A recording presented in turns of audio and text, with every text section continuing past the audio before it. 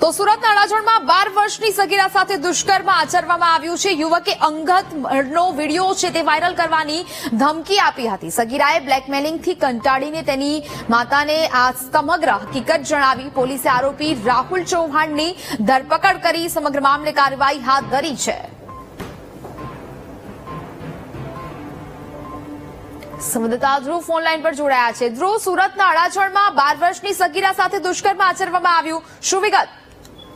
બિલકુલ, સુરતના અડાજણ વિસ્તારની આ ઘટના છે। અડાજણ વિસ્તારમાં 21 વર્ષીય યુવકે 12 વર્ષની જે કિશોરી છે તેની સાથે દુષ્કર્મ કર્યા હોવાની આ ઘટના સામે આવી છે, જેમાં 21 વર્ષના યુવકે વિડીયો વાયરલ કરવાની ધમકી આપી કિશોરી સાથે વારંવાર દુષ્કર્મ આચર્યું છે। યુવકે આ કિશોરીને 12 વર્ષની હાવ નાની કિશોરીને પ્રેમજાળમાં ફસાવી હતી અને પ્રેમજાળમાં ફસાવ્યા બાદ તેની સાથે અવારનવાર શારીરિક સંબંધો બાંધીને તેના વિડીયો પણ બનાવ્યા હતા।